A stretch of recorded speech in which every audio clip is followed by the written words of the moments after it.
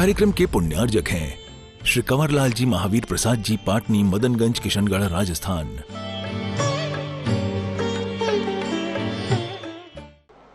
मैं 3.5 लोक में तुम्हें ऐसा सम्मानीय पद दिलाऊंगा कि सारी दुनिया के तुम शिरोमोर होगे, इंद्र बनोगे, राजा महाराजा बनोगे, मानव तिलक बनोगे। बस एक नियम लेना है, मैं मंदिर को लेकर के कभी ईगो पॉइंट नहीं बनाऊंगा, मान नहीं करूंगा। और एक दिन मैंने कहा था, भगवान के दर्शन करने गया तो कमेटी वाला व्यक्ति, तुम अंदर आए तो बेटा वो जूता मारेगा। 4 जूते खा के मंदिर का दर्शन मिलेगा। अभी कह रहा हूं, करूं, बुलाऊं क्रांत कुमार को? अरे संतोष ही काफी बोले, इन दोनों को खड़े करता हूं कि जो जो मंदिर में आवे अमराज में उनको 4 जूते टिकाओ। और कल लागू कर ले, कल संडे भी है। 2 गेट है, एक पे क्रांत कुमार को, संतोष को। जो आए जूते खा के आएंगे। नहीं, महिलाओं को तो नहीं मार पाते, 2 महिलाएं तैयार कर दूंगा। कल प्रवचन में कितने लोग आएंगे? देखो, ऊंचाई मत कहना, ऊंचाई साची हो गई तो हम ही लोग बैठे रहेंगे। मैंने कहा बोले फिर जो क्या कहा, महाराज प्रवचन सुनने आता हूं, कोई जूते खाने नहीं आता हूं। इतना भी यदि तुम कर सको कि प्रभु गुरु तेरे दर्शन करने के लिए मुझे जूते खा के आना पड़े, तो भी बहुत सस्ते में दर्शन हो गया। तो भी सस्ते में दर्शन हो गया। दर्शन को तो क्या लिखा कबीर ने, शीश दे यदि गुरु मिले तो भी सस्ता, ये तो 4 जूतों में मिल गए, तो भी कहना बहुत सस्ते में मिल गए। यदि ऐसा भी तुम्हारा ईगो हो गया, ईगो पॉइंट हटा दिया कि मैं मंदिर को लेकर मान नहीं करूंगा, मेरा कितना भी अपमान हो, मैं मंदिर को नहीं छोड़ूंगा, जाओ, तुम्हारे अंदर ऐसा कर्म का बंद हो गया कि एक दिन तुम मानव तिलक चक्रवर्ती बनोगे, एक दिन देवों के देवता इंद्र बनोगे, क्योंकि तुमने इतना बड़ा कहा कि नहीं, भगवान को लेकर मैं कसाय नहीं करूंगा। कितना भी अपमान हो जाए, मैं मंदिर को छोड़ने वाला नहीं, मंदिर को नहीं छोड़ूंगा। जो तुम्हें गाली देना दो, प्रभु का दर्शन तो करूंगा। मायाचारी नहीं करना, एक व्यक्ति के साथ बस मंदिर में, और इसके साथ एक ही, ज्यादा नहीं कह रहा हूं। और तो मायाचारी तुम्हें जो करना, शकुनी मामा हो, जो करने का, एक स्थान पर मैं भगवान को लेकर, गुरु को लेकर, मंदिर को लेकर कोई मायाचारी नहीं करूं, कोई छल कपट नहीं करूंगा। बाहर से कुछ, अंदर से कुछ नहीं करेंगे हम, बाहर से कुछ नहीं। एक बार एक स्थान पर ये कंजाइश लोग होते ना, तो लोग लाज के कारण वहां समाज के लोग कम थे, तो लोग महाराज के दर्शन करने नहीं गए तो समाज बहिष्कार कर देगी। तो वे 2-3 लोग आए, महिलाएं भी थी, वे नमस्कार करने आई, तो जिनवाणी हाथ में ली थी, ऐसे नमस्कार किया। मैं समझ गया कि अपने ग्रुप में जाके क्या, हमने महाराज को नहीं किया था, जिनवाणी को किया था। तो मैंने उनसे कहा, मैंने कही इतनी मायाचारी कि जिनवाणी को जमीन में झुका दिया है। अरे जिनवाणी के ऊपर सिर नहीं रखना है, जिनवाणी को सिर पर रखना है। काय को मायाचारी कर रहे, जा, मैं नियम फ्री करता हूं तुम्हें। जिनवाणी को झुका दिया तुमने जमीन में। मायाचारी नहीं, मंदिर के निमित्त से नहीं, और भगवान के निमित्त से नहीं, गुरु के निमित्त से नहीं, शास्त्र के निमित्त से नहीं। देव शास्त्र गुरु एक ऐसे धर्म के आयतन हैं जिनसे तुम राग द्वेष, बस, और कहीं नहीं कह रहा हूं, कोई त्याग नहीं कराऊंगा। बस एक स्थान जहां मायाचारी, लोभ भी नहीं, निजी लोभ नहीं, मंदिर से कोई लोभ नहीं, कोई लोभ के कारण से तुम पर, यहां लोभ नहीं करूंगा, वहां तो तुम घी में से मक्खी निकाल के, मक्खी चूस, मक्खी चूस मालूम कैसे कहते, जब घी में मक्खी मिल जाती है ना, तो झरिया होती है ना, झरिया, तो बढ़िया क्या कहता है, उनके पंखों में वो घी अटकाए ना, वो निकालता। अभी समय हो रहा है, कहानी है इसकी, कभी बताऊंगा बाकी जो बहुत बड़ी चीज है। कभी नहीं लोभ नहीं करना मंदिर के नाम पर, कभी लोभ का विचार नहीं करना। देव शायद गुरु की बात आवे तो निर्लोभी हो जाना। यदि इतना भी तुमने नियम ले लिया तो जब होने देवता चमत्कार करेंगे, अतिशय करेंगे। आप लोग ये भाव करो, जब भी पंचकर्णा करो हम सब एक है। भगवान का पंचकर्णक है, पंचों का नहीं। कमेटी तो आई है और चली जाएंगी, अपन भी आए हैं और भगवान तो रहेंगे। उनसे तो कल भी संबंध था, आज भी है और कल भी रहेगा। उनके प्रति राग द्वेष मत करना, कोई विचार नहीं करना। जो कुछ है तो छिंदवाड़ा समाज से मेरा कहना है, सब लोग एक होकर के भगवान का पंचकर्णा करो, ठाठ से पंचकर्णा करो, और ठाठ से जाकर मंदिर एक था, एक है और एक ही रहे। अलग अलग समाजों में मंदिर नहीं बनना चाहिए। मंदिर 1000 बनाओ, लेकिन सारी समाज के मंदिर बनना चाहिए। एकमात्र स्थान ऐसा है भारत में जहां जितने भी मंदिर अनेक मंदिर बनाने की निषेध नहीं है, लेकिन मंदिर जब बने तो सारी समाज के भावना से बने, सारी समाज मिलके बनाए, और उस मंदिर पर सारी समाज कहे ये मंदिर हमारा है और पूरे समाज का उस पर अधिकार है। 4 लोग मिलकर गणेश का सांप नहीं, कॉलोनी का मंदिर कॉलोनी कमेटी नहीं, गांव का मंदिर, पूरे नगर के मंदिर, सारे मंदिर एक झंडे के नीचे होना चाहिए। पूरी समाज के मंदिर होंगे। दान देने वाला एक हो सकता है, लेकिन अधिकार सबका होना चाहिए।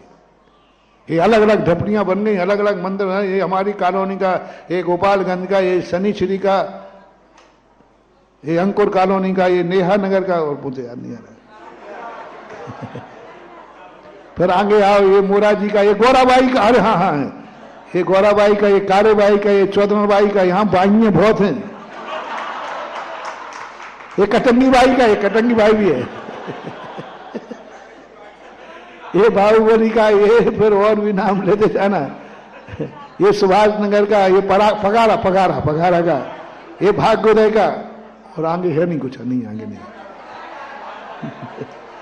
फिर आ जाओ, इधर को आ जाओ, ये बड़े बाजार का, ये चौधरबाई का, ये फिर आगे महिला आश्रम का, फिर ये कटंगी का, ये बीच का, ये घटिया का, ये बड़ा मंदिर। एक तो निपटा पाए जैसे तैसे। एक ही प्रांगण में 2 मंदिर थे, एक बड़ा मंदिर और एक घटिया मंदिर। और फिर मोराजी, इधर जाओ तो फिर गीतांजलि, वर्धमान, उदासीन आश्रम, काकागंज, मंगलगिरी, हाँ, और सब में अपनी अपनी बपोती बना के बैठे हैं जी। और बेटा ने कहता, बेटा ये मंदिर अपने ही है, तेरे ही बाप को संभालना है। मिट जाओगे रे, बर्बाद हो जाओगे। मंदिरों को साफ, कितने ही मंदिर बनाओ, पूरी समाज में एक होके बनाना चाहिए। दान कोई देवे, लेकिन सबका एक। मात्र अभी भारत में एक ही स्थान ऐसा है, ललितपुर।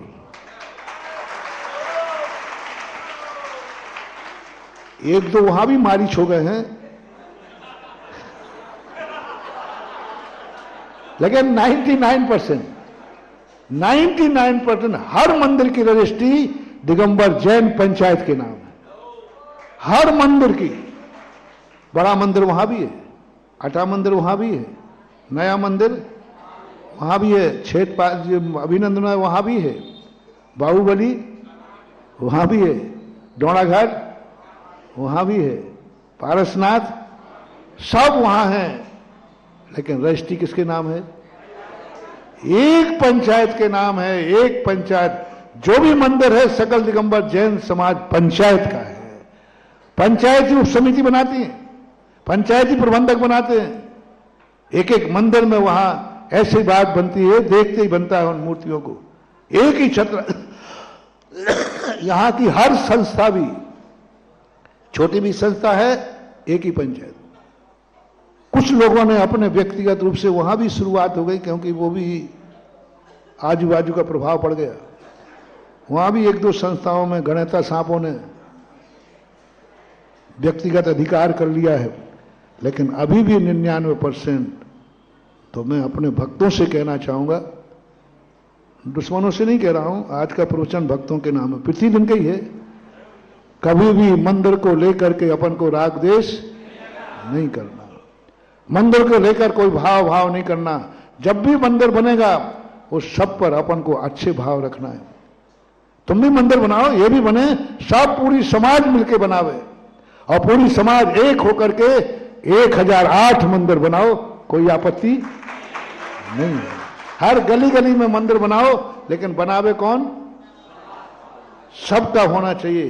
पंच कल्याणक होवे तो सबका, पूरा नगर मिलकर के पंचकल्याणक करे। हम क्यों करें कि ये मंदिर अपना नहीं है? अपन ये करें कि जिन्हें देव अपना बाप कहीं भी बैठे, बाप तो बाप ही है। बाप यदि पड़ोसी के घर में जाए तो, बाप यदि अमेरिका चला जाए तो, बस अपना जिनेन देव किसी की कस्टडी में बैठे, जिनेन देव मेरा है, मेरा था, मेरा रहेगा।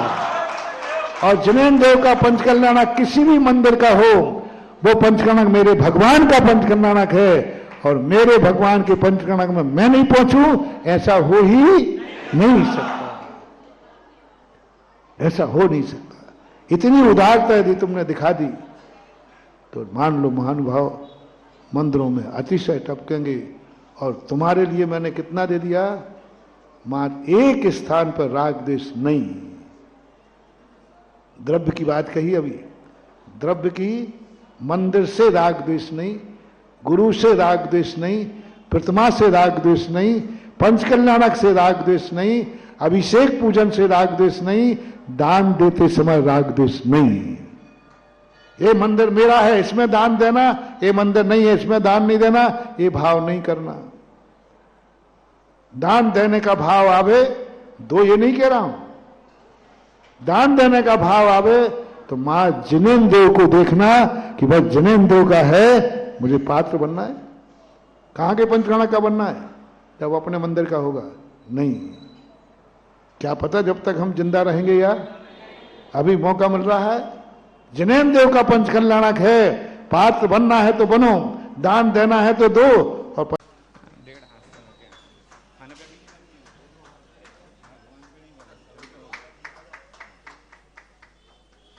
बाकी सभी लोग अपना था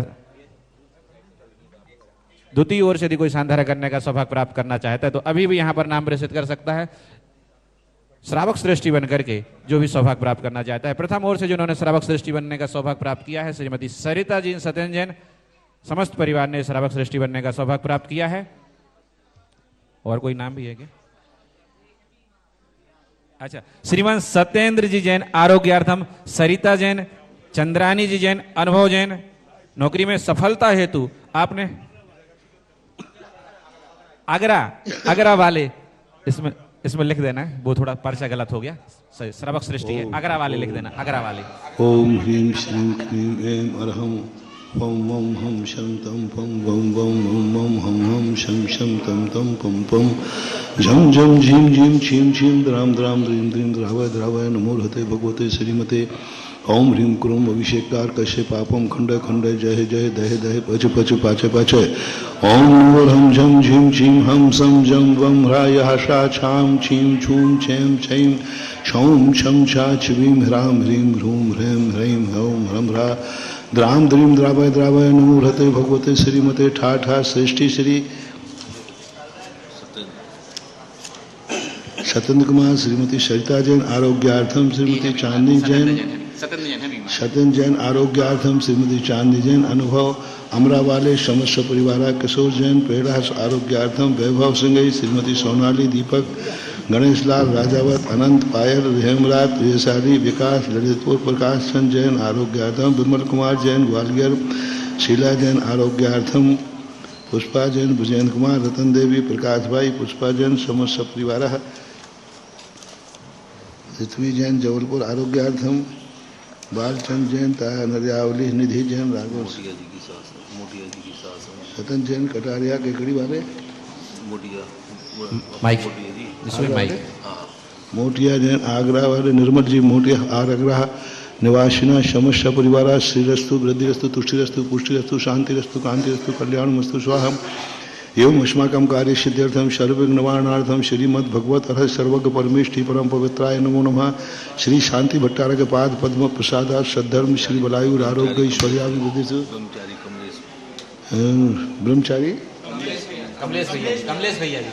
कमलेश ब्रह्मचारी आरोग्यार्थम श्री शांति भट्टारक पाद पद्म प्रसाद सद्धर्म श्री बलायुर आरोग्य ऐश्वर्याभिवृद्धिरस्तु सद्धर्म मुनि शिव सागर महाराज अभी आरोग्यार्थम श्री विश्वादयासी वर्धमान पर्यंता चतुर्विंशति हरंतो भगवंता सर्वज्ञ परम मंगल नाम ध्येय यहाँ मुत्सा सिद्धिम तन्वंतु सद्धर्म कार्यसु यहाँ मुत्सा सिद्धिम प्रयच्छन्तु नः। ओम नमो हते भगवते श्रीमते पार्थितीर्थंकराय श्रीमदतनत्र रूपाय दिव्य तेजो मूर्ते प्रभा मंडल मंडताय द्वादश गण सहिताय अनंत चतुर्शय सहिताय।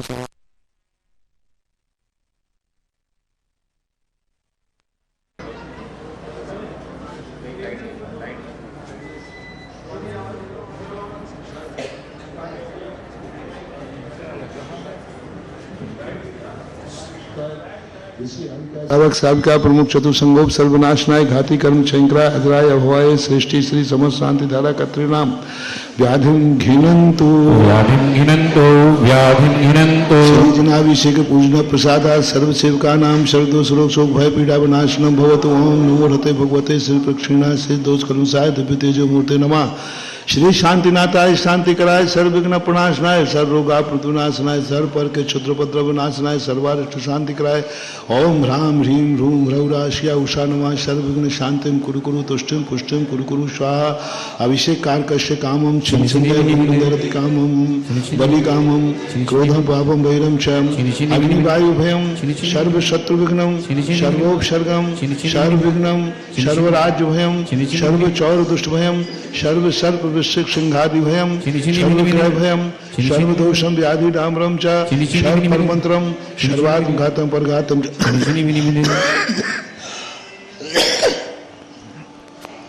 सर्वशूल रोगम उक्षुरोगम अक्षुरोगम शिरोरोगम ज्वर रोगम सर्वनरमार्यम सर्वगजास गोमयी साज मार्यम सर्वसधान वृक्षता गुणपत्र पुष्पल मार्यम सर्वराष्ट्र मार्यम सर्वक्रूरवेताल शाकनी डाकनी भयानी सर्ववेदनीयम सर्वमोहनीयम सर्वापश मार्यम रसोक परम जन दुखानी दुष्टिजन कृतान मंत्र तंत्र दुष्टि मुष्टि छल शुद्ध दोषान सर्व दुष्टदेव दाना वीर नरनाहार सिंह योगिनी कर दोषान सर्वाष्टकुली नाग विस्मयानि सर्वस्तावर जंगम वृश्चिक सर्पादि के दोषान सर्व सिंहाष्टापद आदि के दोषान उच्चाटन विद्वेषण मोहन वशीकरणादि दोषान। ओम ह्रीम चक्र विक्रम सत्य तेजो बल शौर्य शांति पूरा पूरा सर्व जीवानंदनम गुरुनंदनम भव्यानंदनम गोकुलानंदनम सर्वराजानंदनम सर्वग्राम नगर खेट करवट मठम पत्तन दौड़मोक सम्मानंदनम सर्वानंदनम कुरु कुरु स्वाहा। सुखम त्रिलोकेषु व्याधिं संवर्धितम् अभयम क्षेम आरोग्यम स्वस्तिरस्तु विधीयते श्री शांतिरस्तु शिवमस्तु जयोस्तु नित्यमारोग्यमस्तु तुष्टिरस्तु पुष्टिरस्तु समृद्धिरस्तु कल्याणमस्तु सुखमस्तु अभिवृद्धिरस्तु दीर्घायुरस्तु कुलगोत्रध्वानि सदा सन्तु सद्धर्म श्री बलायुर आरोग्य ऐश्वर्याभिवृद्धिरस्तु। ओम ह्रीं श्रीं क्लीं ऐं रमस्या उषानाथ विद्यायै नमो रिहन्तानं भ्रौं सर्व शांतिं कुरु कुरु स्वाम। आयुर्वल्ली विलासम सकल सुख फलैद्रागे यत्वा सुनलपम धीरम धीरम शरीरम निरुपमं मुपनयत्वा तनोत्तुच्च कीर्तिम सिद्धिं वृद्धिं समृद्धिं प्रथयति तर्णे स्फुरदुच्चै प्रतापम कांतिम शांतिम समाधिं वितरति जगताम् उत्तमा। पूजिकानां प्रतिपालिकानां यतीन्द्र सामान्यतपोधनानां देशस्य राष्ट्रस्य पुरस्य राज्ञः करोतु शान्तिं जिनेन्द्र करोतु शान्तिं भगवज्जिनेन्द्र करोतु शान्तिं शक्तिं भगवत जिनेन्द्र। चलिए हमारे शानधारकर्ता परिवार में छत्र की मुद्रा बनाए। ओम ह्रीम श्री अष्टप्रातिहार मध्य छत्र स्थापयामि।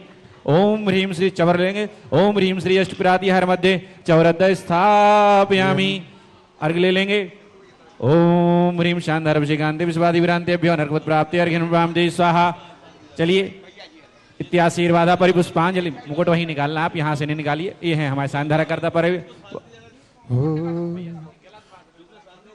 सिर्फ शांति हरा करता परिवार ही पहुंचे। मैंने गुरु जी के चरण पखारे, धन भाग हमारे। मैंने गुरु जी के चरण पखारे, धन भाग हमारे। धन भाग हमारे, सौभाग्य हमारे। धन भाग हमारे, सौभाग्य हमारे। मैंने गुरु जी के चरण पखारे, धन भाग हमारे। भैया सभी लोग चरणाम्बुज स्पर्श करत ही, चरणाम्बुज स्पर्श करत ही छाए हर्ष अपारे। मैंने गुरु जी के चरण पखारे, मैंने गुरु जी के चरण पखारे। जगत पूज्य गुरुदेव के देखो, जगत पूज्य गुरुदेव के देखो, गूंजे जय जयकारे। मैंने गुरु जी के चरण पखारे, मैंने गुरु जी के चरण पखारे। जगत पूज्य गुरुदेव के देखो, गूंजे जय जयकारे। मैंने गुरु जी के चरण पखारे। चलिए पूज श्री के पावन श्री चरणों में सभी लोग अपने हाथों को जोड़ें। हे भगवान नमोस्तु, हे भगवान नमोस्तु, हे भगवान नमोस्तु। आपकी मंगलमयी दिव्य देशना हम सब जीवों का मोक्ष मार्ग प्रशस्त करे। ऐसी भावना के साथ पूज श्री के पावन श्री चरणों में नमोस्तु। जय श्री ओम नमः शिवेभ्यः, जय श्री ओम नमः सिद्धेभ्यः। सर्वमंगल मांगल्यं सर्वकल्याणकारकं, प्रधानं सर्वधर्माणां। जैनं जयतु सहस्रनाम। पंच परमेष्टि भगवान की, आचार्य श्री गुरुवर कुंद महाराज की, आचार्य श्री गुरुवर विद्यासागर महाराज की। पृथ्वी चक्रवर्ती जगत पूज्य मुनि पुत्र 108 सुधा सागर जी महाराज की जय हो। परम पूज्य मुनि 108 शिव सागर जी महाराज की जय हो। पूजारिका संघ की जय हो। पूज्य मुनि संघ की जय। तो भगवान नमोस्तु भगवान।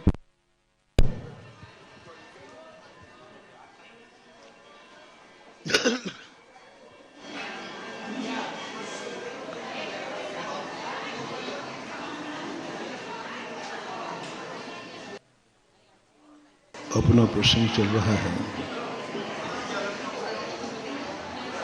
कि हम उतनी समर्थ नहीं हैं कि हर समस्या को हम सहन कर सकें। ओम शांति।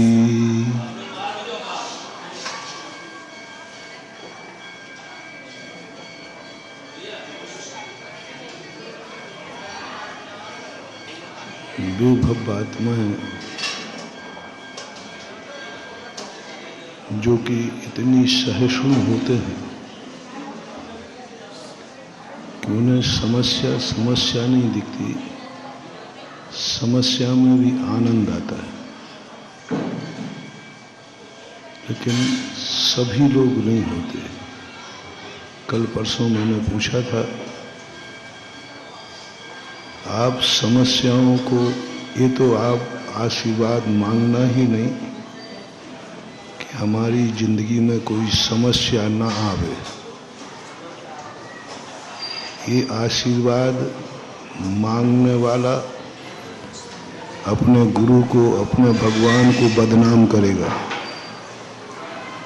और जो गुरु या भगवान ऐसा आशीर्वाद देवें वे बदनाम होंगे, क्योंकि संसार में ऐसा कोई भी जीव नहीं है जिसके जीवन में कोई समस्या आवे ना, वो तो आएगी, मान के चलना। इस संबंध में मैं पहले बहुत विस्तार से बता चुका हूं।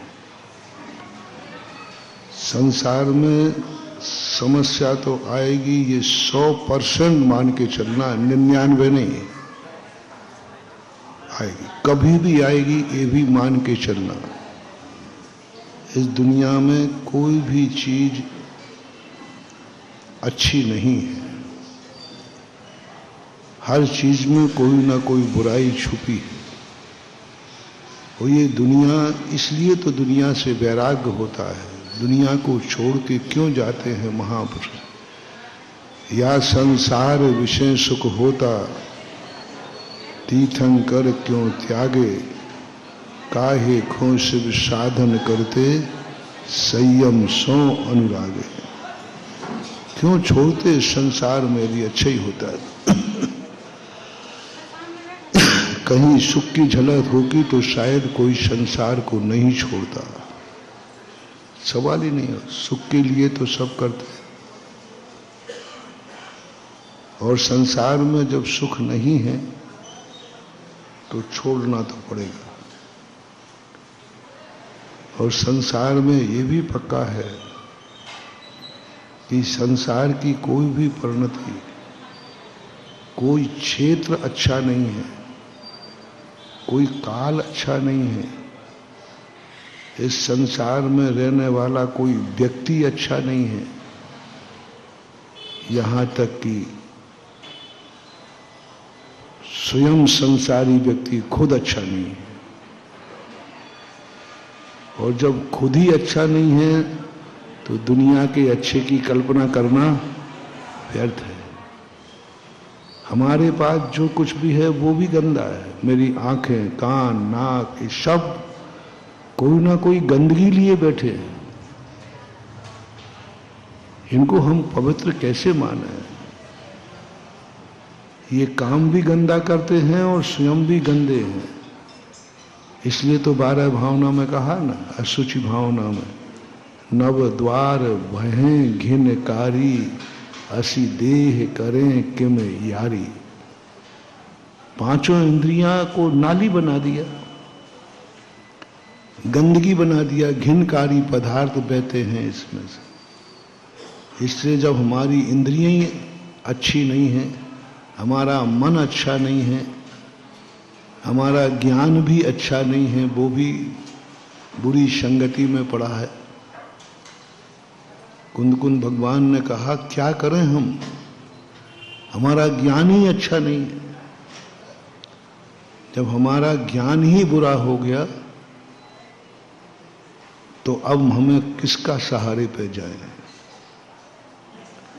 उभियोगस्य अनायि परिणामा तिन्नि मोह जुत्तस्य मिच्छतम अन्नानम अविरद भावे ही जोगे ही।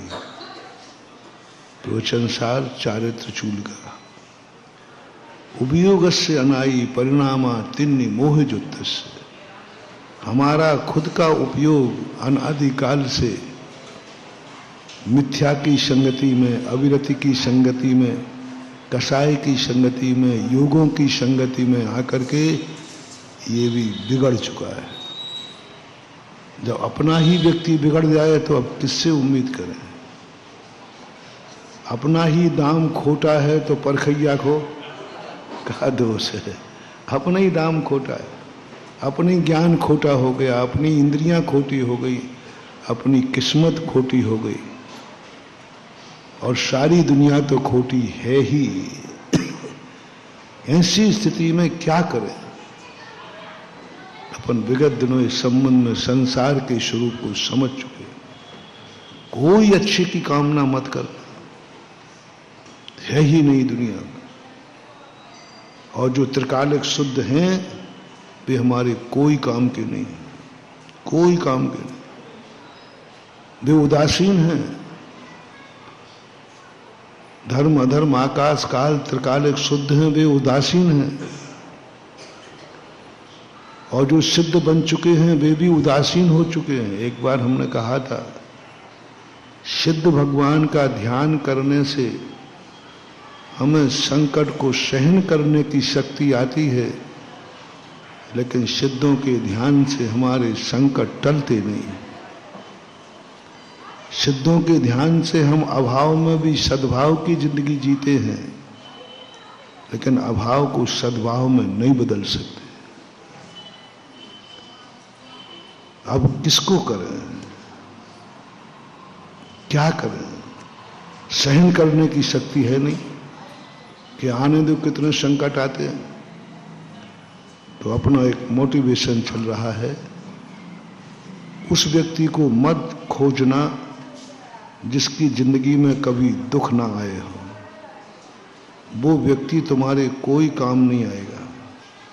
कल ही परसों कही थी ना, अपन रो रो के मर जाएंगे तो भी वो पसीजने वाला नहीं है, क्योंकि उसे दुख का अनुभव ही नहीं, कोई अनुभव नहीं होता। उनको पता ही नहीं कि दुख क्या चीज होती, उन्हें पता ही नहीं कि कांटे का दर्द क्या होता है, उन्हें पता ही नहीं कि गरीबी क्या होती है, उन्हें पता ही नहीं कि भूख भी कोई चीज, उन्हें क्या पता कि वो ठंड क्या है, गर्मी क्या है, कुछ भी नहीं। वे क्या जाने कि पैदल चलने का क्या कष्ट है। अब मैं तुमसे पूछूं, केस लॉन्च करने में क्या कष्ट है? अरे महाराज जी पता नहीं चलता, क्योंकि तुमने कभी केस लॉन्च किया। अब तुम क्या जानो? केस लॉन्च का काम तो हम लोगों से पूछो।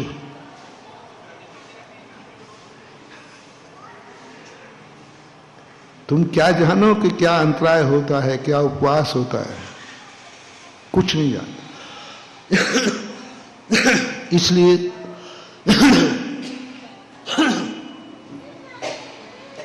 सुखी आदमी को कभी अपनी जिंदगी में नहीं लाना। सुखी आदमी को तो बस इतना ही कहना कि ये पूजा के योग्य है, सम्मान के योग्य है, आराधना के योग्य नहीं है। उसका सम्मान करो क्योंकि वो सुखी है। सुखी आदमी को कभी नाराज नहीं करना, क्योंकि उसे दुख का अनुभव नहीं, वो पैरों से रौंद देगा तुम्हें, और उसको पसीना भी आने वाला नहीं है। इसलिए सुखी आदमी से कभी बिगाड़ना नहीं। मैं सदा कहता हूं, पुण्यहीन आदमी पुण्यवान से कभी नहीं बिगाड़ा है, क्योंकि वो पुण्यवान है, मिटा देगा बिगड़ जाएगा। तो किसी भी क्षेत्र में हो,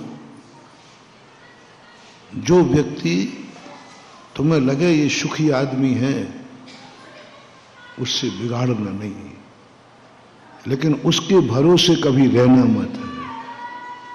उससे कुछ भी मिलने वाला नहीं है, तो फिर बिगाड़ लो तो बेटा जो हो ये भी मिट जाओगे। सब क्षेत्र में, धर्म के क्षेत्र में भी जो हमेशा से धर्मात्मा है, उनसे बिगाड़ना नहीं, क्योंकि वे धर्मात्मा हैं। कल भी थे, आज भी हैं, कल भी रहेंगे।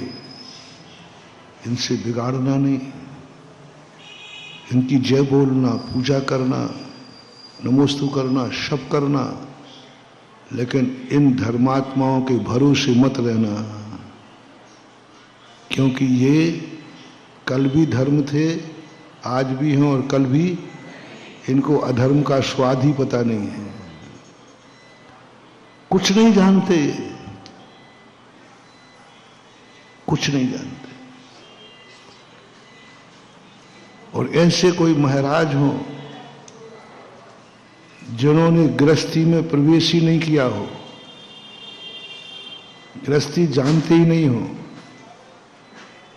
ऐसे महाराज को नाराज मत करना। हाँ, नहीं तो जो है वो भी गया। लेकिन ऐसे महाराजों के भरोसे में भी मत रहना, क्योंकि उनको गृहस्थी का कोई अनुभव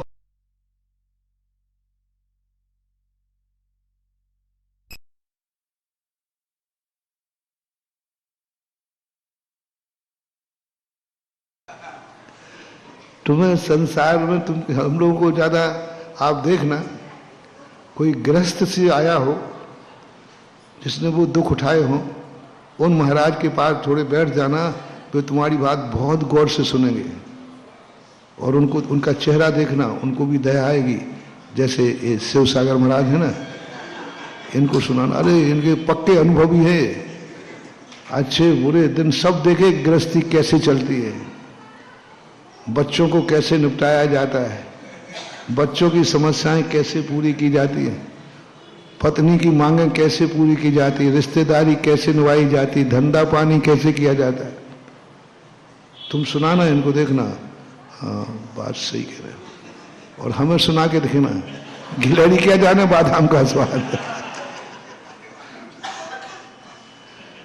तुम सुनाओगे हमें नींद आ जाएगी, हम सुभद्रा जैसा हाल हो जाएगा हमारा। जैसे सुभद्रा को युद्ध की बातें सुनाई तो वो क्या कर गई, तुम संसार गृहस्थी की बातें, हम बोल रहे होते चिड़चिड़ा बना जाता, उठ रहे हो तुम कि नहीं मैं उठूं। आप कभी आचार्य को घर गृहस्थी की बात सुना के देखना, या तो वे उठ जाएंगे या तुम उठा देंगे, और अंत में कह देंगे हाँ हाँ अब सुना, मैं समझ गया, कुछ नहीं समझे। तुम क्या समझ गए, तुम्हें कुछ पता ही नहीं है, समझोगे क्या। समझ लेना कि उनको इसमें कोई रुचि नहीं है, वो तुम्हारी समस्याओं का समाधान नहीं कर पाएंगे। लेकिन ऐसे साधुओं से बिगाड़ना मत, क्योंकि ये साधु ही अपने लिए आराध्य हैं, पूजा के योग्य हैं, वंदनीय हैं, लेकिन काम के नहीं है, चाहे वो भगवान भी क्यों ना हो। राजा महाराजा हों, जो पीढ़ी दर पीढ़ी बड़े आदमी हों, इनसे कभी बिगाड़ना मत, लेकिन इनके भरोसे कभी कुछ भी नहीं मिलने वाला। बड़े आदमी से कभी बिगाड़ना नहीं, चाहे वो पुण्य में बड़ा हो, चाहे धन में बड़ा हो, चाहे ज्ञान में बड़ा हो, चाहे तप में बड़ा हो, चाहे उम्र में बड़ा हो, चाहे शक्ति में बड़ा हो, उससे बिगाड़ना नहीं, उसको कभी पीठ दिखाना नहीं। इसलिए हमेशा कहता हूं मैं, जब भी बैठो तो पीछे मुड़ के देख लेना चाहिए, तुमसे कोई बड़ा आदमी तो पीछे नहीं बैठा है, कोई तुमसे अधिक पुण्यात्मा तो पीछे नहीं बैठा है, तुमसे अधिक धर्मात्मा तो पीछे नहीं बैठा है, तुमसे अधिक सज्जन तो पीछे नहीं बैठा है। अपने से अधिक सज्जन को, धर्मात्मा को कभी पीठ दिखाई जाती। धर्म की दृष्टि से देखो, कहीं धर्मात्मा, इसलिए भगवान के दर्शन करने के बाद पीठ नहीं दिखाई जाती, कम से कम 7 कदम पीछे तिरछे चला करो, साइड से चला करो। मुड़ना है तो सीधे साइड से उगाओ। धर्मात्मा को पीठ नहीं दिखाना, क्योंकि वो हमसे अधिक धर्मात्मा है। तो कर्म की दृष्टि से धर्मात्मा को पीठ नहीं दिखाना, नहीं तो तुम निपट जाओगे। धर्मात्मा को पीठ मत दिखाना, नहीं तो निपट जाओगे। कौन निपटा देगा?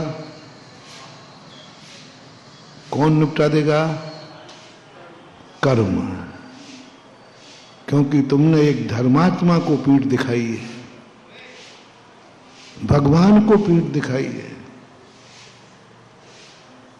हम सदा कहते हैं, आप लोग धोती दुपट्टा पहनते ना, अपनों से बड़े पूज्य को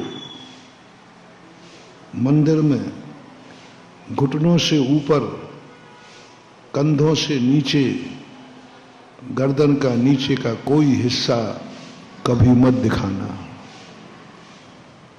पुरुष लोग क्या कर लेते हैं, ऐसा दुपट्टा डालते हैं, पेट दिख रही है, पीठ दिख रही है, दर्दता की निशानी है। अब मिलेंगे तो फटे कपड़े मिलेंगे जिसमें अपने आप ओरिजिनल दिखेगा, फिर ओरिजिनल दिखेगा।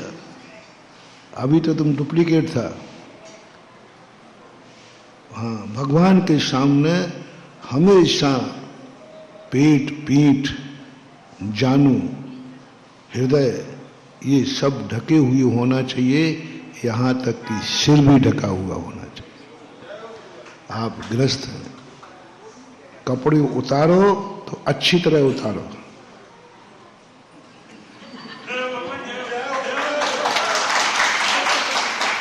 और पहनो तो पूर्ण कपड़े उतार कर दिगंबर मुद्रा मांगलिक होती है, शगुन होती है। और आधा कपड़ा पहने आधा नंगा हो तो वो अमंगलिक होता है। अर्ध नग्न व्यक्ति को अमंगल कहा है ज्योतिष में, अशुभ होता है। और इसी अशुभता तुम मंदिर में दिखाते हो। मंदिर में हमेशा ये भाग ढके हुए, पुरुषों की कह रहा हूं। और दूसरी बात, जब भी भगवान के जो अपन से बड़ा धर्मात्मा है उसको पीठ मत दिखाना, पीठ मत करना, पीठ पीछे उसको मत करना, क्योंकि वो तुमसे अधिक धर्मात्मा है। अशुभ कर्म का बंध होगा। भगवान भी हो सकते हैं, गुरु भी हो सकते हैं, और धर्म की दृष्टि से जो भी बड़े हों, कभी भी 7 कदम आगे चलो फिर पीठ दिखा देना। 7 कदम के बाद फिर पीठ का दोष नहीं आता। 7 कदम तक पीठ नहीं दिखना चाहिए, क्योंकि वो हमसे अधिक धर्मात्मा है। अब आप संसार की दृष्टि से देखें, अनैतिकता। तुम आगे बैठे हो और बड़े लोग पीछे बैठे हैं, तो पीठ, बड़ों को पीठ नहीं दिखाना,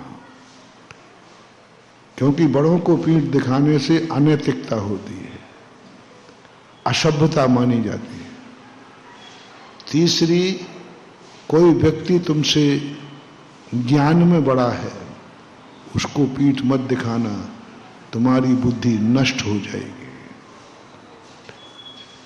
कोई व्यक्ति ताकत में बड़ा है, धन में बड़ा है, तो धनवान व्यक्ति को कभी पीठ मत दिखाना, कभी भी न। बैठते समय देखना चाहिए कोई बड़ा आदमी तो पीछे नहीं बैठा।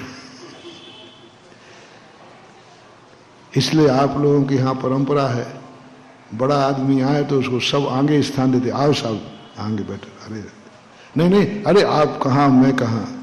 मैंने सोचा ये क्यों लेट आया तो पीछे बैठो ना, लेकिन आप लोग नहीं बैठने देते। ये संस्कार बहुत बड़ा है। धन को और धनी को पीठ दिखाना निर्धन की निशानी है। हां, तुम्हें धन नहीं चाहिए हो तो फिर तो जम के पीठ दिखाओ। धन चाहिए कि नहीं?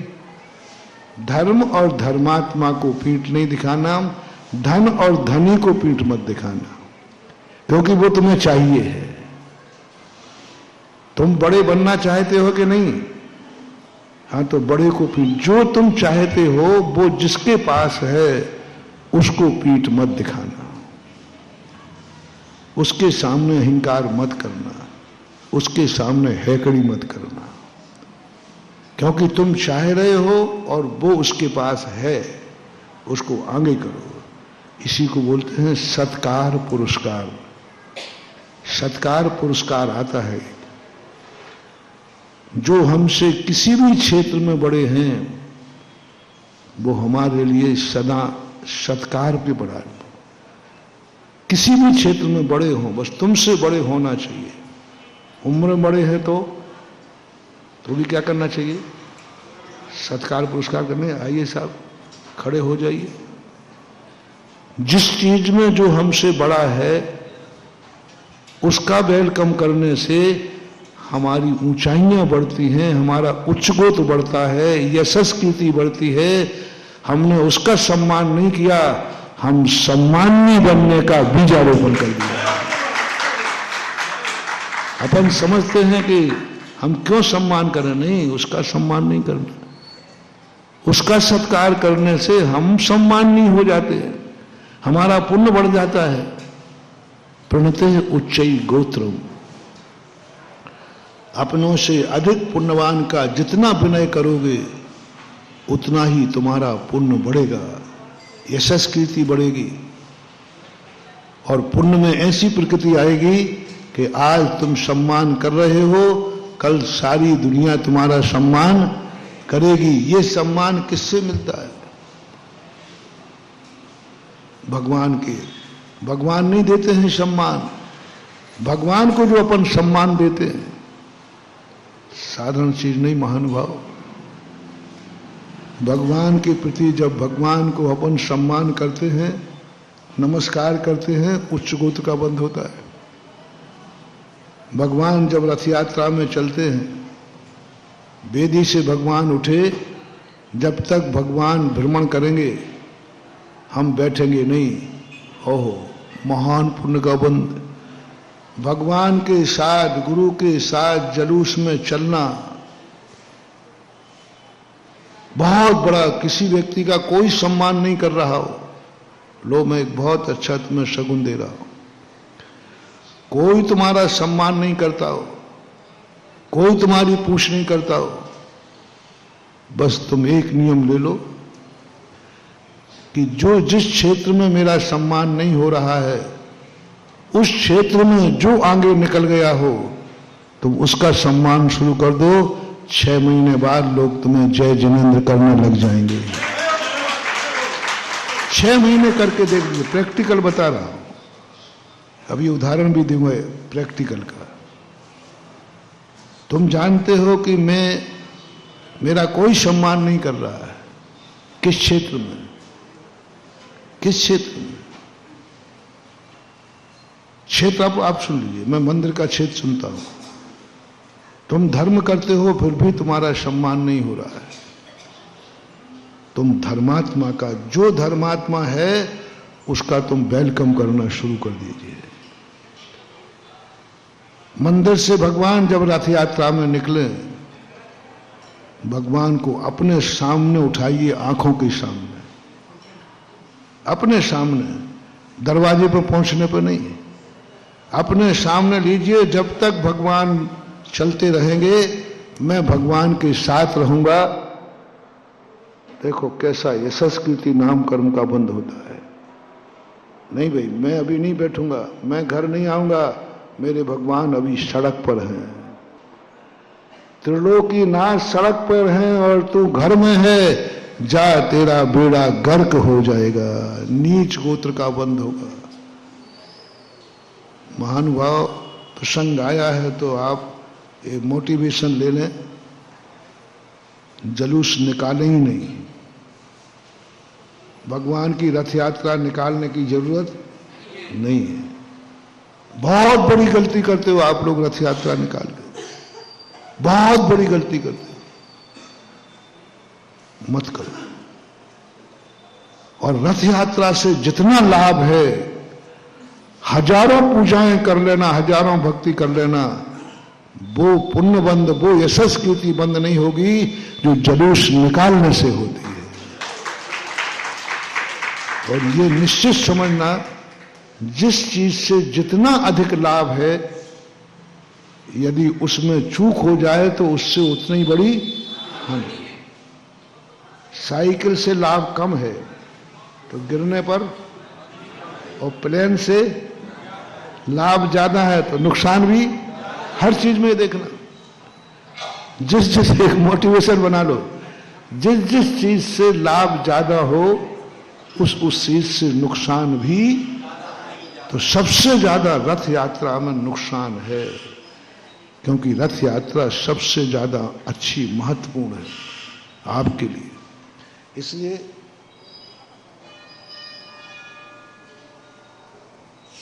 भगवान जब अपनी वेदी से उठे, वेदी पे उतने लाभकारी नहीं है भगवान, वेदी पर उतने लाभकारी नहीं है भगवान। वेदी से जब उठते हैं भगवान, ओह गजब की एनर्जी महानुभाव, क्योंकि वेदी पर तो वो और साक्षात भगवान समोषण में बैठे हैं, वे इतने लाभकारी नहीं है। जो तुम्हारे मंदिर में बैठे हुए भगवान लाभकारी है। साक्षात जिनेन्द्र देव से सम्यक दर्शन की उत्पत्ति नहीं कही, साक्षात जिनेन्द्र देव से निधत्त निकाचित कर्मों का क्षय नहीं कहा। किसी भी शास्त्र में नहीं लिखा कि साक्षात जिनेन्द्र देव के दर्शन करने से निधत्त निकाचित कर्मों का क्षय होता है।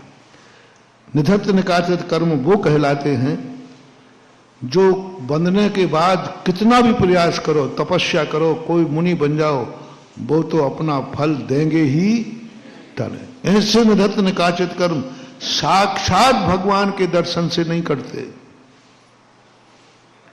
भगवान बन जाओ तब भी नहीं कटेगा। बहुत बड़ी बात कह रहा हूं। तुम सोचो कि मैं भगवान बन जाऊं तो मेरे निधत्त निकाचित कर्म करेंगे। निधत्त निकाचित कर्म कहता है महाराज बन जाओ, भगवान बन जाओ, लेकिन जो अपराध किया है वो तो तुम्हें भोगना पड़ेगा। भगवान बन जाओ तो भी, भगवान के सामने बैठ जाओ तो भी। लेकिन पूज्यवर वीर सेन स्वामी महाराज कहते हैं एक है चमत्कार, जिन बिंब दंशन ने निधत्त निकाचित कम खय दंशना दो। जिनेन्द्र भगवान की मूर्ति से वो कर्म क्षय हो जाते हैं जो जिनेन्द्र देव के दर्शन से भी नहीं।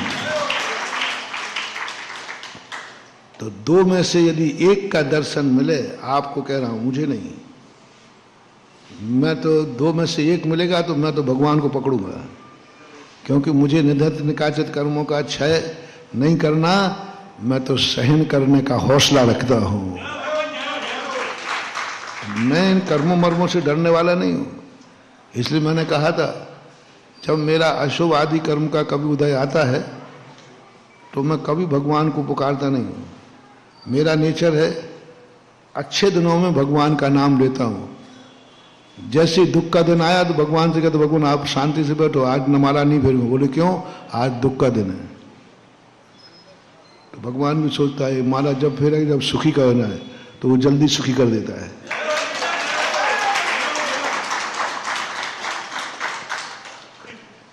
अपन ने नस पकड़ ली भगवान। और दुनिया क्या करती है बोलो ना, दुख के दिनों में छोड़ता है तो कर्म कहता है इसको दुखी रखो, माला फेरता रहेगा। इसको दुखी रहेंगे तो ये माला फेरता रहेगा, और अपन को दुख में फेरना नहीं तो कर्म कहता है इसको सुखी रखो तो माला फेरता रहेगा। मोनोपोली देखना, ये सीख लो रे, सीख लो, सीख लो। तुम लोग क्या करते हो? सुख के दिनों में भगवान को, सुख के दिनों में माला नहीं फेरते, और कब फेरते हो? तो फिर ये कर्म कहता है इससे माला तो फिरवाना है, और ये माला कब फेरेगा? दुखी रहेगा। तो बने रहो दुखी, फेरते रहो माला। और अपना तो नियम है कि दुख के दिनों में माला फेरना नहीं, सुख के दिनों में माला छोड़ना नहीं। तो हमारा कर्म कहता है इससे माला तो फिरवाना है, ये कब फेरेगा?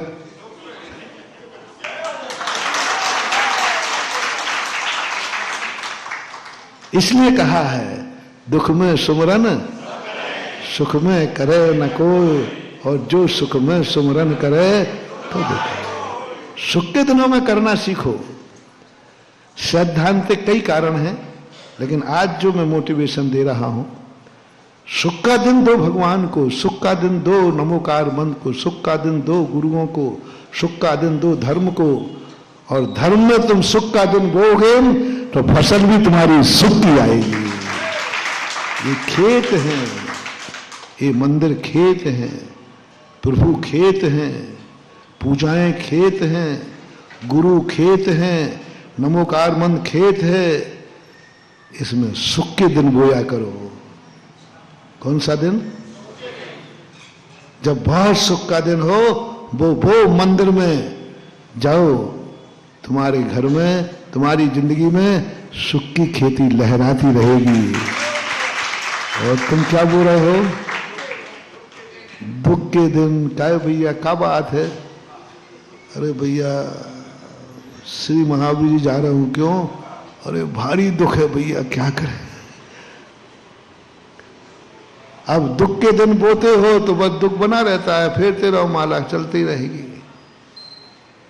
इसलिए लोग हमें बिल्कुल उल्टा समझते हैं।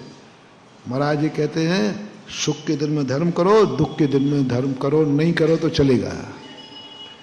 सुख के दिन अच्छा दिन मंदिर आओ, बुरे दिन में गार्डन में जाओ।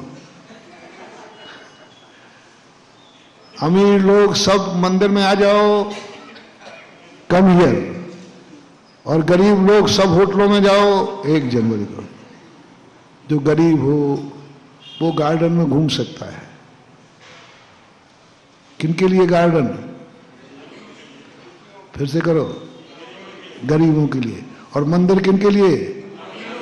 अमीरों के लिए। बस यही तो मैं चाहता हूं। बस हमारी ये भावना जिस दिन सफल हो गई, इन मंदिरों में अतिशय टपकेगा, चौथा काल आ जाएगा। जिस दिन अमीरों से मंदिर भर जाएंगे और गरीबों से गार्डन भर जाएंगे, समझ लेना राम राज्य आ गया, चौथा काल आ गया। अमीरों से मंदिर भरे, जब कोई अमीर मंदिर की तरफ जा रहा हो, समझ लेना कुछ अतिशय होने वाला है, कुछ घटित होने वाला है। क्योंकि एक सुखी आदमी मंदिर जा रहा है। सुखी आदमी जब मंदिर जाता है, देवता भी देखने आ जाते हैं। उस मूर्ति की वंदना देवता करते हैं। देवताओं में ज्यादा अकल नहीं होती। आप लोग भी जब किसी माल के संबंध में ज्यादा नहीं जानो तो किस दुकान से माल खरीदते हो? नहीं, जिसके यहां से बड़े लोगों का माल जाता हो। वो दुकानदार भी कहे, अरे भैया ध्यान रखना, वो सब्जी वाला भी करता है। मुझे छोटा मोटा मत समझो, लेना उसके। मेरे यहां मालूम, मेरे यहां की सब्जी आर के मारवाड़ वालों के जाती है। किशनगढ़ में एक सब्जी वाला अकड़ता था, बहुत अकड़ता था। बोले महाराज एक सब्जी वाला है जो किसी की नहीं सुनता। तो मैंने क्यों नहीं सुनता? वो कुछ है, सावधानी से बात करो। होता है ऐसा कि नहीं? होता है। एक अहंकार होता है कि मेरी दुकान से। इसी प्रकार एक बार एक स्थान पर एक ने कहा, बोले महाराज जी बस एक आशीर्वाद दे दो, हमारी होटल पर मुख्यमंत्री चाय पी जाए। अरे मैंने क्यों फोकट में कर रहा है, 50 और पी जाएंगे। बोले उस दिन मैं फ्री पिलाऊंगा। मैंने क्यों? बोले महाराज जी एक बार पी गए ना, सारे शहर में क्या हो जाएगा? अरे वो ये होटल है जहां बस हो गई पवार। विज्ञापन क्या है? मैं सोचता था कि करोड़ों रुपया विज्ञापन के दे देते हैं, करोड़ों रुपया बस। और कई बार तो विज्ञापन करने वाले कई लोग तो सीसी पकड़ लेते हैं। अमिताभ बच्चन तो वो सीसी भी नहीं पकड़ता, कूल कूल।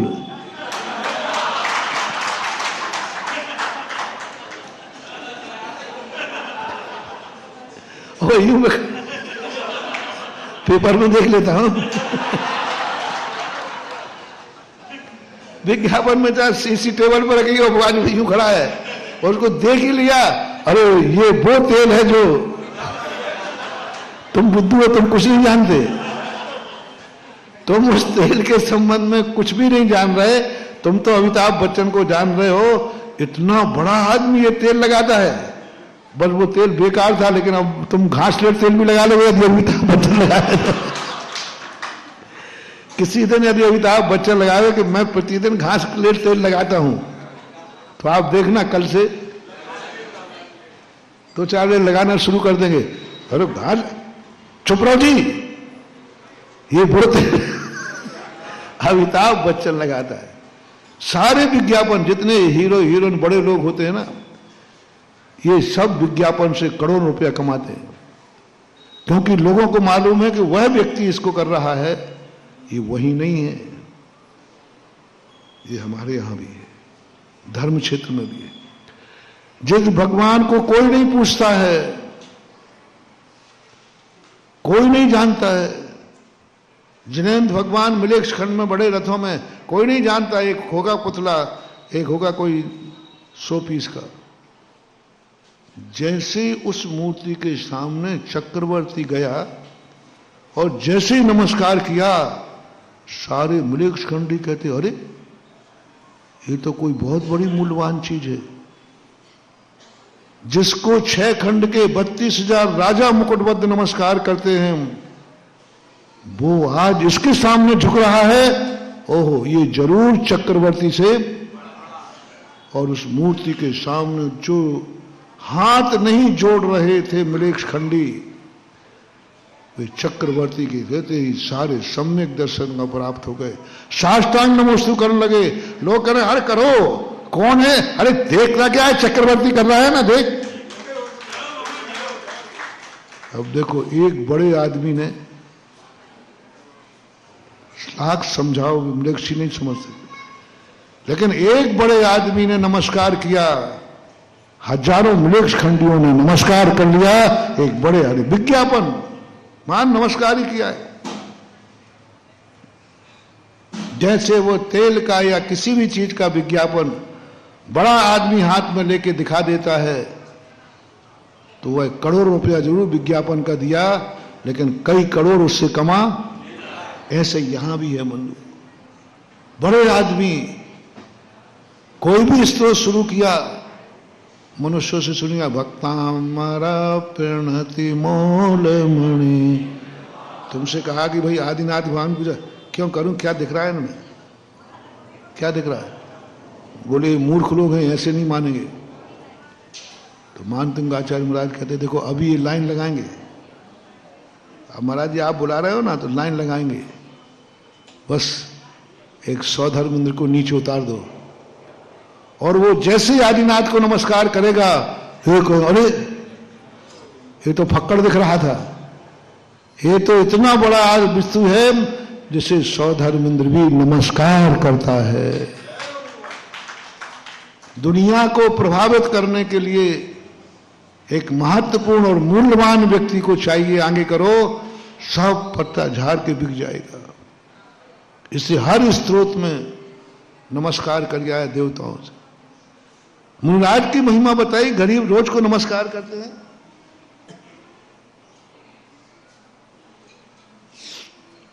ये महाराज ने देखो, इनके पीछे हजारों गरीब घूमते हैं, कोई मतलब नहीं है, गरीब तो घूमते ही रहता है, और वो काम क्या है? वो महाराज को महाराज कह रहा है तो कोई बड़ी बात नहीं, अटके पे तो ये गधाखुरी बाप कह देते तो महाराज ही कह रहे हैं, कोई बड़ी बात नहीं, बहुत गजब की बात। एक बड़ा आदमी जब धर्म की तरफ झुकता है लोग कुछ नहीं जानते। मुनिराज की पूरी भक्तियों में किसी को प्रस्तुत नहीं किया, किसको लाऊं? इन महाराज की महिमा बढ़ाना है, मुनि पद की महिमा बढ़ाना है। ये लोग तो कह रहे महाराज पास जाके क्या करूंगा, है क्या उनके पास? है क्या उनके पास? कुछ है ही नहीं, क्या देंगे वो? हाँ, बहुत सारे लोग नहीं समझ पाते कि मुनि को क्या मिल सकता है। दुनिया स्वार्थी है। एक उदाहरण आता है, हमारे संग में एक महाराज थे, सागरी के थे, क्षमा सागर जी महाराज, वो अक्सर कर सुनाया करते थे। वो सुनाते थे कि एक पेड़ था, बच्चे उस पेड़ के नीचे चारों तरफ से झुका रहता था, बच्चे डालियां खींचते थे, पत्ते खींचते थे, सब खींचते थे। पेड़ को बड़ा मजा आता है, कम से कम बच्चे हमारे पास। धीरे धीरे उसकी पत्तियां सूख गई, तोड़ दी सब, बच्चे थोड़े बड़े हो गए, उन्होंने आना बंद कर दिया। पेड़ कहता है कोई आ ही नहीं रहा, क्या करें? अब वो बच्चा बड़ा हो गया था, स्कूल जाना, तो उसने कहा, ए पेड़ क्या करूंगा आके? पेड़ ने बुलाया, बेटा यहाँ क्यों नहीं आ रहे? बोले अब मैं बड़ा हो गया हूं, क्या करेगा तू? किस काम का है तू? मुझे चाहिए स्लेट चाहिए, मुझे ये चाहिए। तो उसने कहा आओ यहाँ आओ, मेरी टहनियाँ काट लो और उससे बना लो। टहनियाँ काट ली उसने, बस अब कोई काम का नहीं, ठूठ बचा। तो फिर लोगों ने आना बंद कर दिया। अब पेड़ को तो आदत पड़ गई थी, थोड़ी अब तो आ ही नहीं रहा। एक दिन वो वहां से निकला तो ठूठ कहता भैया तूने आना बंद कर दिया। ए ठूठ क्या करूंगा तेरे, क्या काम का है, ना पत्ते हैं ना फल है ना फूल है ना डालियां हैं, कुछ नहीं, क्या काम का है।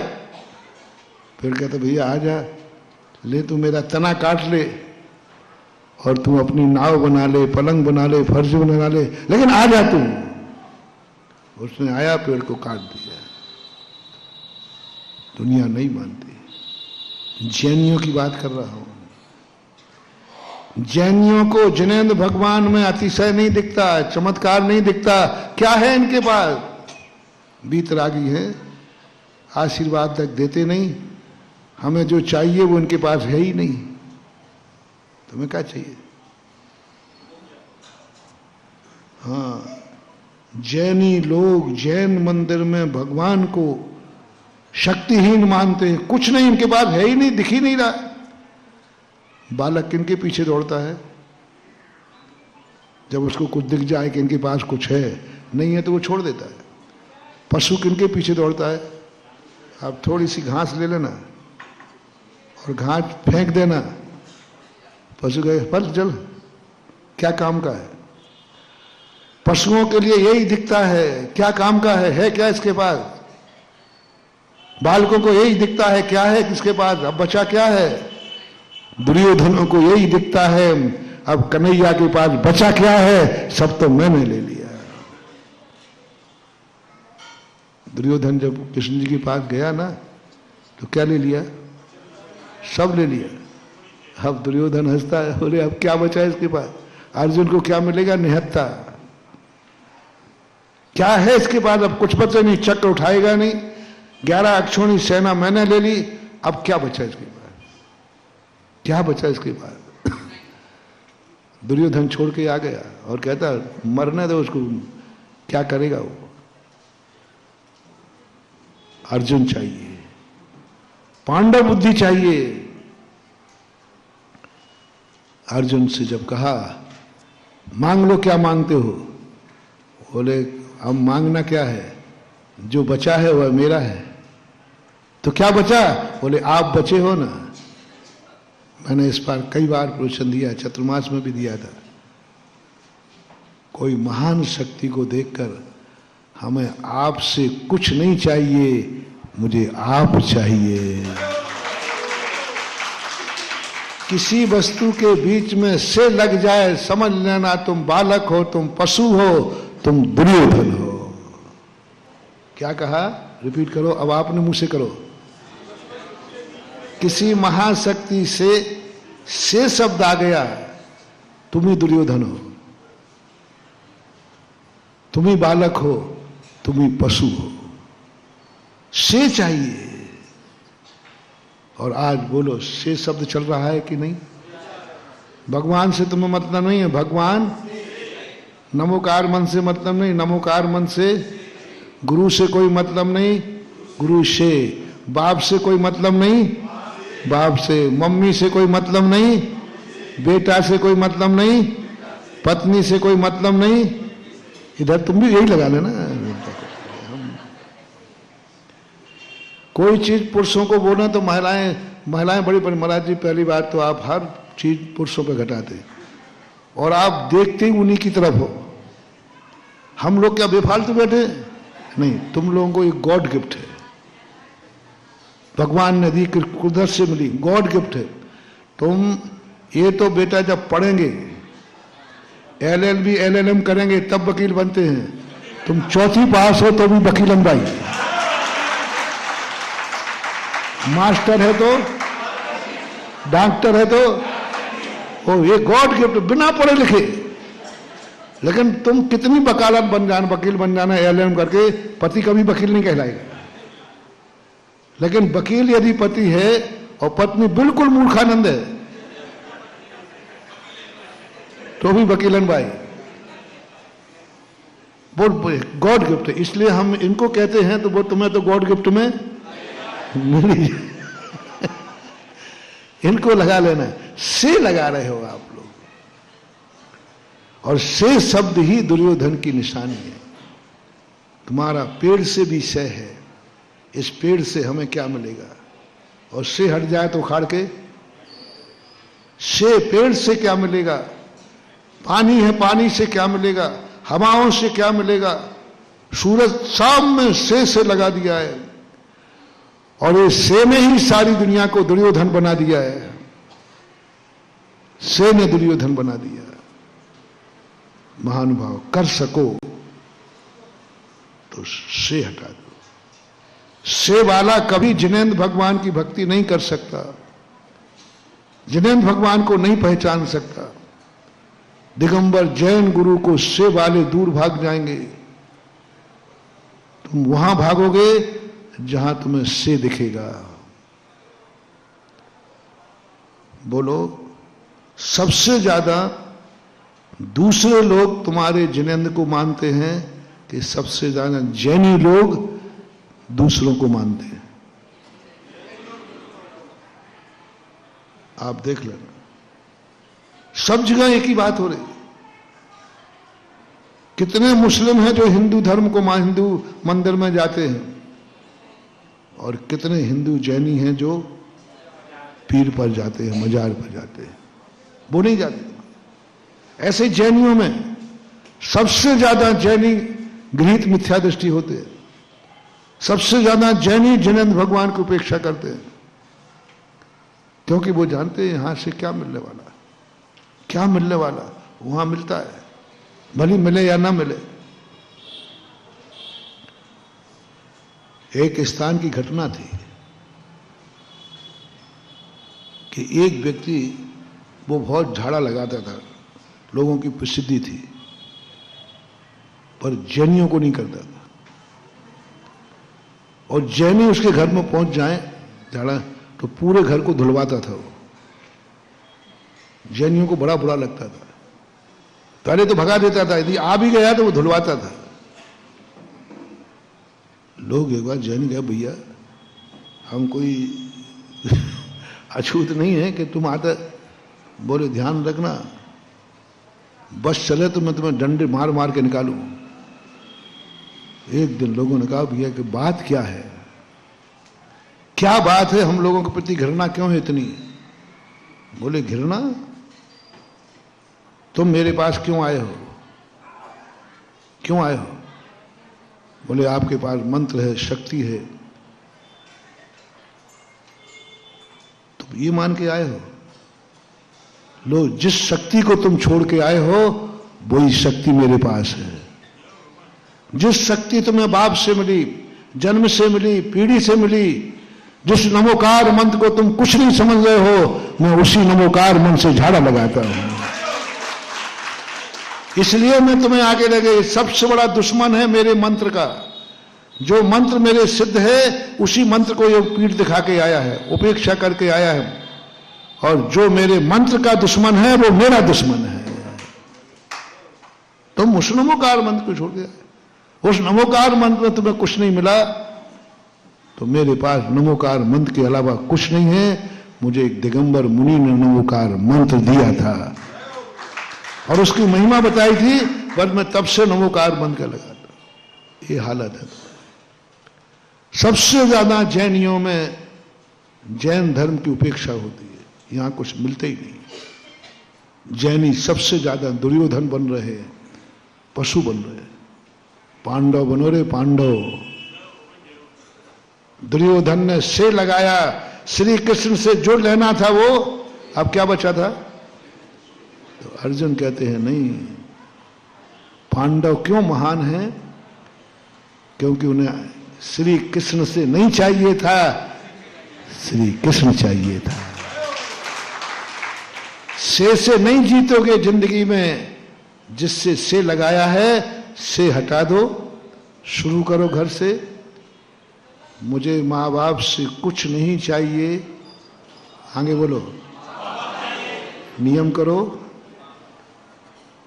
और से लगा है ना, तो माँ बाप को भी गालियां दे देते हो, से ही माँ बाप को कोर्ट में खड़ा कर देता है, से ही माँ बाप जैसे पूज्य व्यक्तियों को उपेक्षा करा देता है। महत एक से हटा दो, मुझे कुछ नहीं चाहिए, से चाहिए, से नहीं चाहिए मुझे।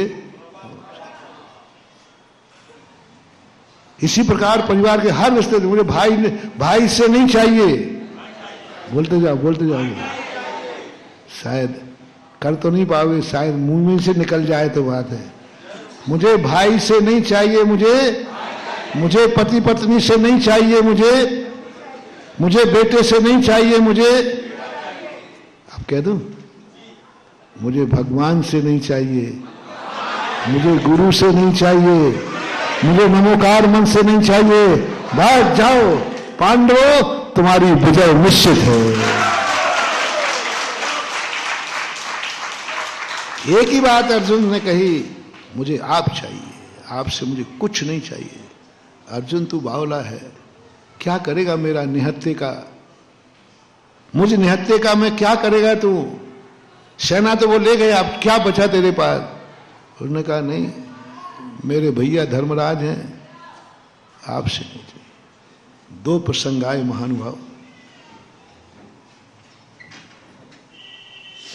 पांडवों के इस प्रसंग में वैष्णव दर्शन में एक आया है कि जब वनवास के समय भीम को हनुमान जी मिलते हैं, वृद्ध हो चुके थे, तो भीम हनुमान को पहचान गया, कहता है हनुमान जी हमारे साथ अन्याय हुआ है, हमें राज्य से निष्कासित कर दिया गया और मुझे राज्य का एक सुई के बराबर भी कोई हिस्सा नहीं है, और आप तो हनुमान जी हैं, सदा सत्य के पक्ष में लड़े हैं, सदा सत्य के पक्ष में लड़े हैं,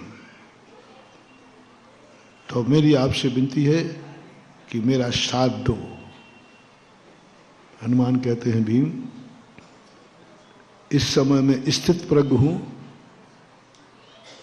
मैं सत्य सत्य से ऊपर उठ गया हूं, न्याय अन्याय से ऊपर उठ गया हूं, मैं स्थित प्रज्ञ हो गया हूं। स्थित प्रज्ञ की बड़ी चर्चा आई है भागवत के अंदर, बहुत चर्चा आई, इसलिए मैं अब तुम्हारे काम का नहीं हूं, मैं युद्ध नहीं लड़ूंगा, मैं कर्म योग से ज्ञान योग में चला गया हूं। उस समय मैं कर्म योग में था, अब मैं ज्ञान योग में चला गया हूं, अब मैं कुछ भी नहीं कर सकता। तो भीम चले गया। भीम की तो थोड़ी बुद्धि तो मोटी थी, क्योंकि पहलवानों की बुद्धि थोड़ी मोटी बुद्धि होती है। धर्मराज से कहा, भैया आज हनुमान जी मिले थे, ऐसी ऐसी बात थी।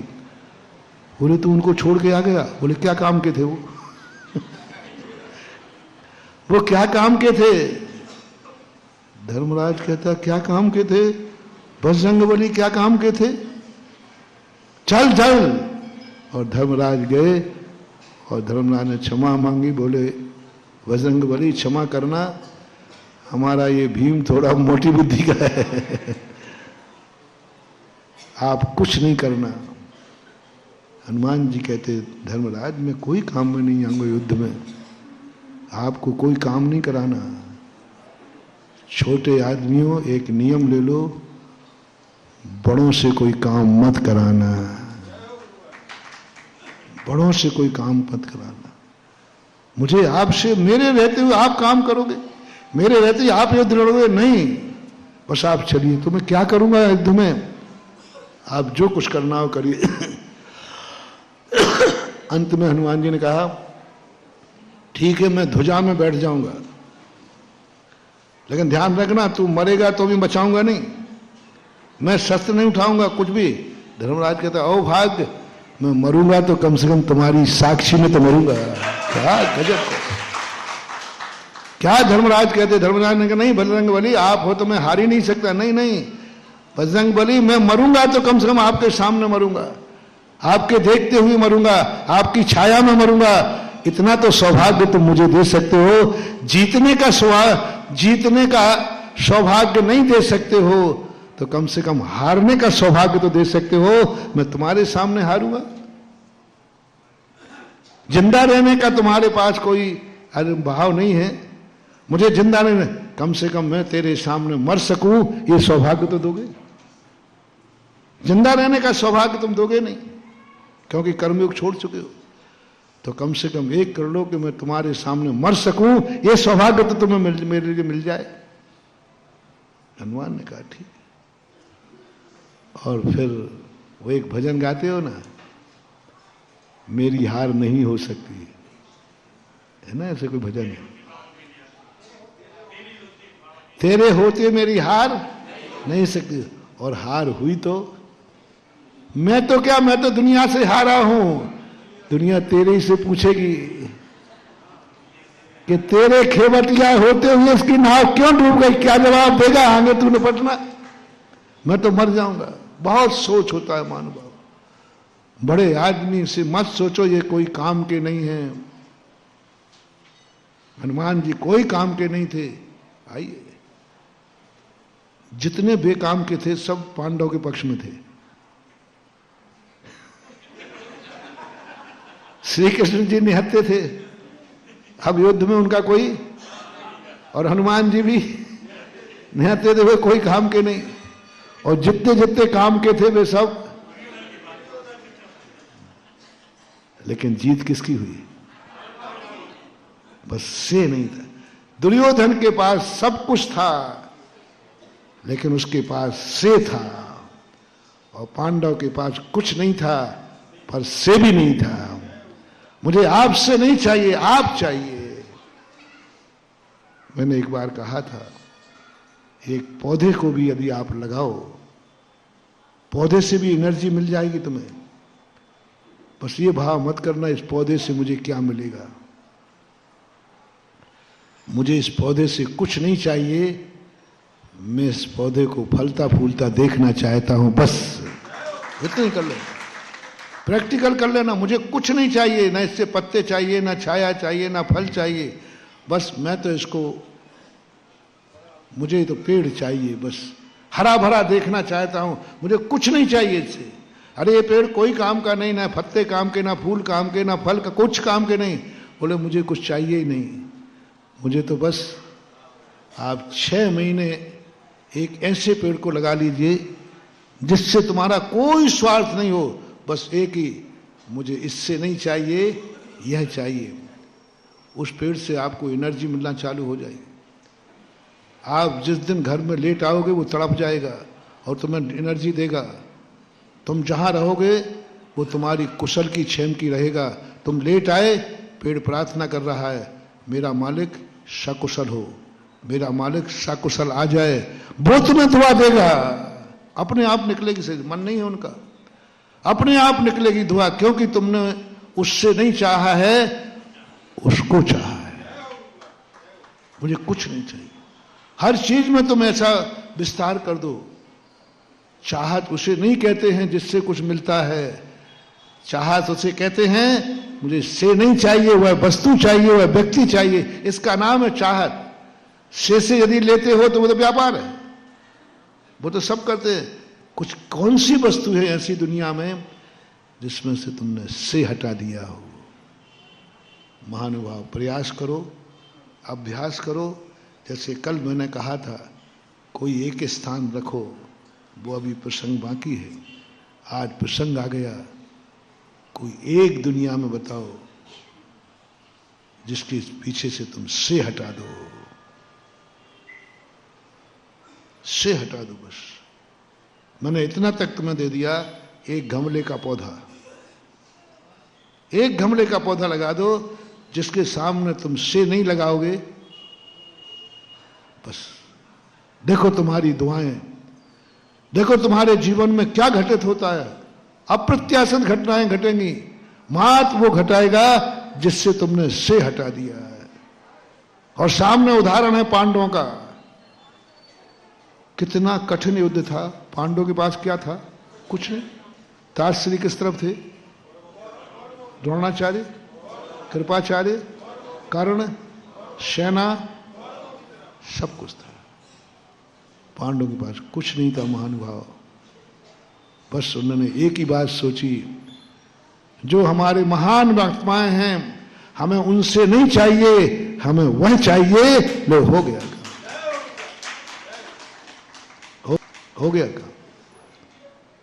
यदि तुम भी अपने घरों में आज से ही करो, चौथे काल का घर हो जाएगा रे, चौथे काल का घर हो जाएगा।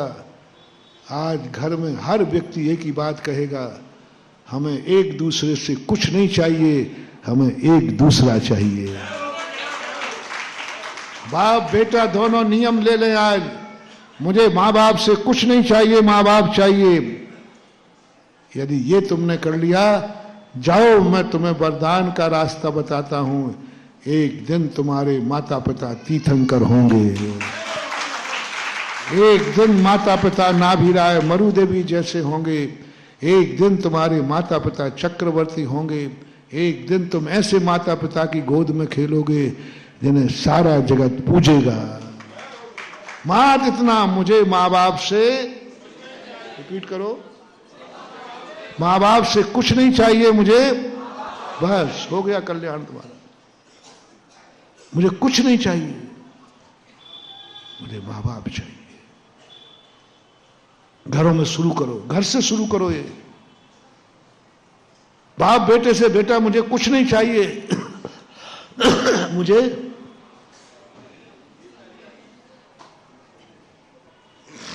थोड़ा ही बेटा काम नहीं आया तो बाप काय के लिए पैदा किया था मैंने तुझे, इसके लिए किया था क्या? हाँ गया काम से।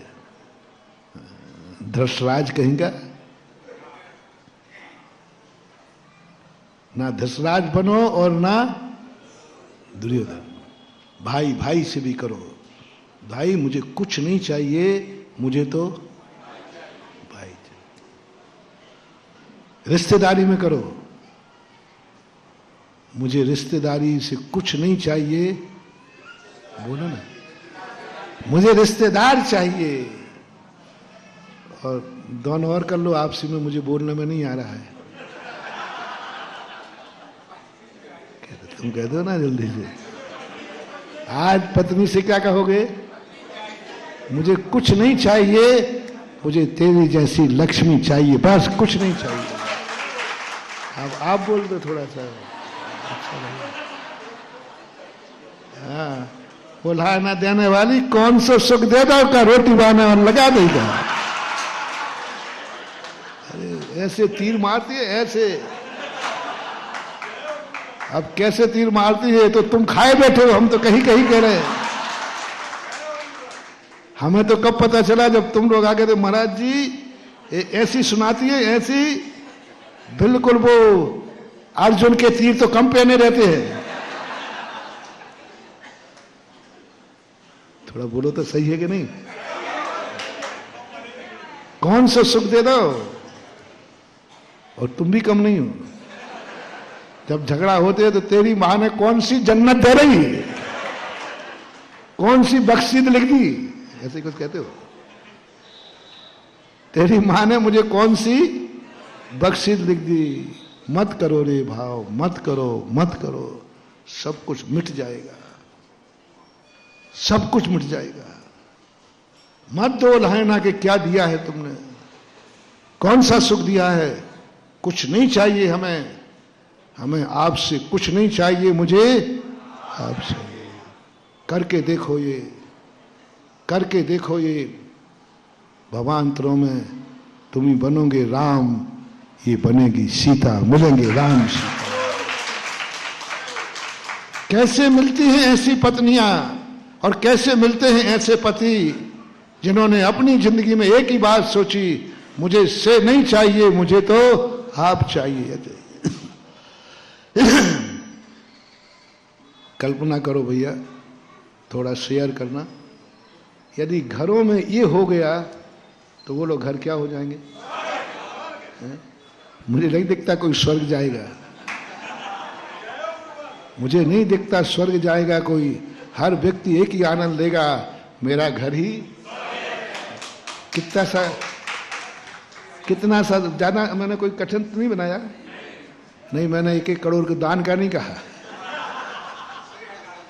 मैंने कोई तपस्या का नहीं कहा, मैंने कोई उपवास का नहीं कहा, मैंने मुनि बनने को नहीं कहा। मैंने बस इतना सा कहा, क्या हटाना है? से राम राज्य लो। राम राज्य लो, सतयुग लो, स्वर्ग लो, मात्र एक छोटा सा शब्द से हटा दो बस। इस कार्यक्रम के पुण्यार्जक थे श्री कंवरलाल जी महावीर प्रसाद जी, पाटनी, मदनगंज, किशनगढ़, राजस्थान।